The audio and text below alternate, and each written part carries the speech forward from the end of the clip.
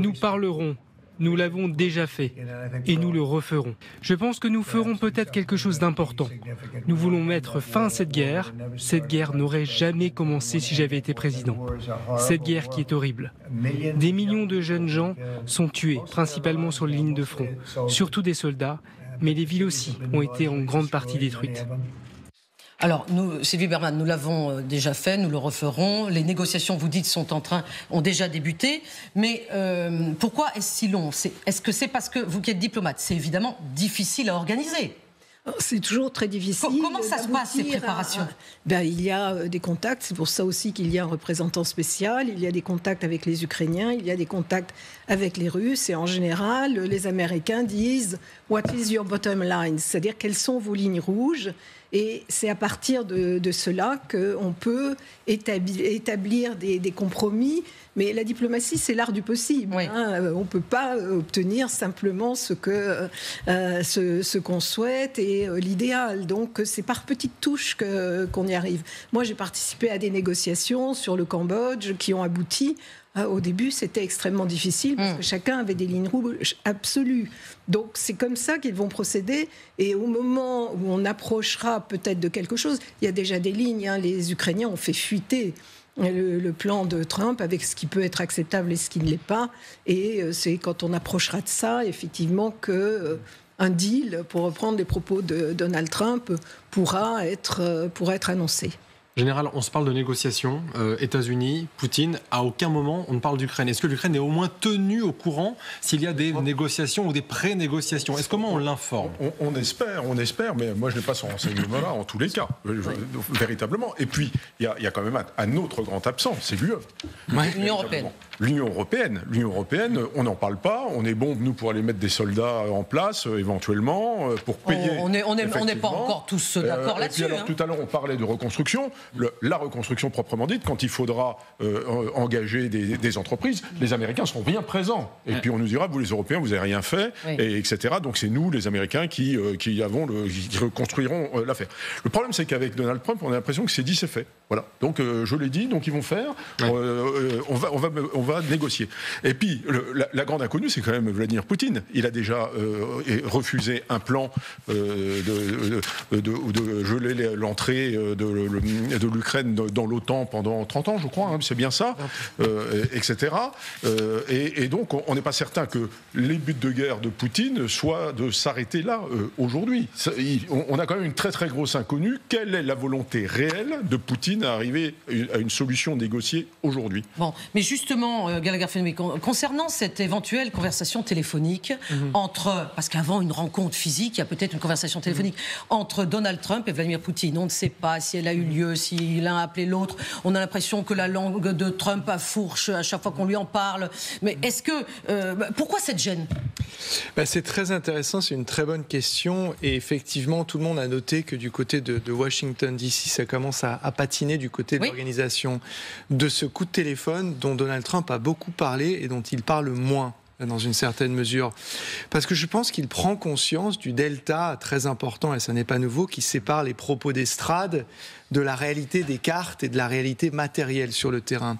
Donald Trump, il est hanté par un souvenir, c'est le départ désastreux des Américains d'Afghanistan. Cette espèce de 2021. débâcle sur la base de laquelle il a fait une campagne qu'il a axée autour de puissance versus faiblesse. Biden faible, moi je suis puissant. Moi puissant. Donc quand vous voulez projeter une image de puissance, il pourrait demain forcer l'Ukraine à la capitulation. Ce ne serait pas difficile pour lui de faire ça. Mais il serait responsable d'une débâcle militaire majeure. En Europe. Oui, alors que ce soit en Europe, ça, je ne sais pas si ça le dérange tant que ça. Mais ce serait associé à la marque Trump, à son nom.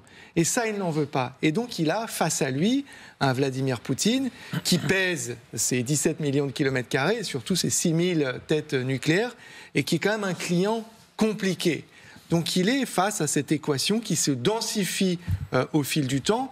Et lui, qui n'est pas un homme de nuance et qui est l'homme des 24 heures où tout est réglé, se rend compte que ça va... Plus personne ne parle de 24 heures. Hein. Non, on a vu... Par contre, 100 jours, ça a l'air de tenir. On a vu le général Kellogg qui demande le déclenchement du chrono 100 jours.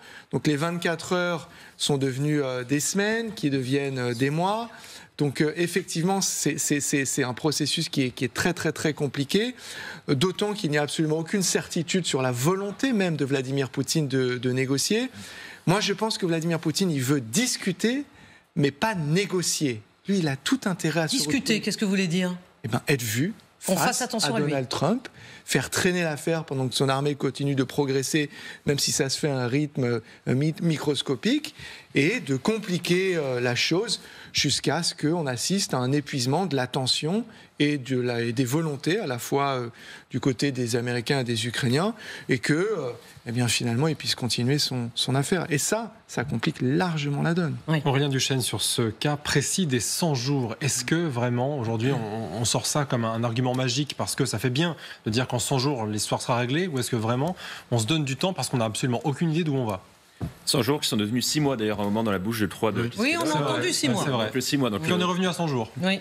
Après, sur la fenêtre de tir des 100 jours, il y a aussi, par exemple, l'idée qui s'installe aux États-Unis quand vous regardez ce qui se dit dans Foreign Affairs, l'idée que le temps ne joue plus forcément pour la Russie. Quand on regarde, par exemple, aussi bien l'état de leur économie, on a beaucoup parlé du hiatus entre, d'un côté, leur politique monétaire extrêmement restrictive, d'autre, une inflation qu'ils n'arrivent pas à maîtriser, qui montre que l'économie de guerre dans la durée ne serait plus possible. On parle aussi de plus en plus aux États-Unis du fait qu'à horizon 2026-2027 au maximum, les Russes auront épuisé l'essentiel de leur parc matériel soviétique, grâce auquel ils arrivent à soutenir une attrition, des pertes énormes de matériel.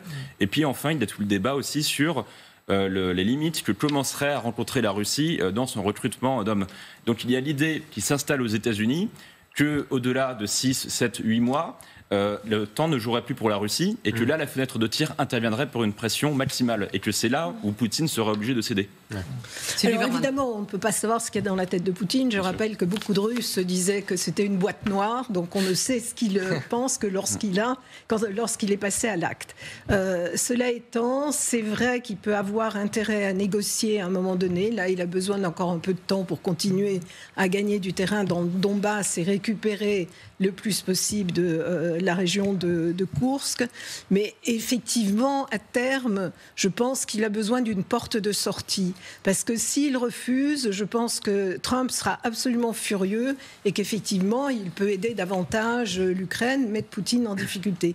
Poutine, ce qu'il veut, c'est être reconnu comme un acteur international et que la Russie le soit. Voilà. Et de l'autre côté, Donald Trump, ce qu'il veut, c'est le prix Nobel de la paix. Bien sûr. Et il ne peut pas être un acteur... Mais si, on ne peut pas être un acteur international quand on a des contacts uniquement, même s'il appelle ça la majorité mondiale, avec les pays des BRICS, et il faut qu'il renoue véritablement avec les États-Unis.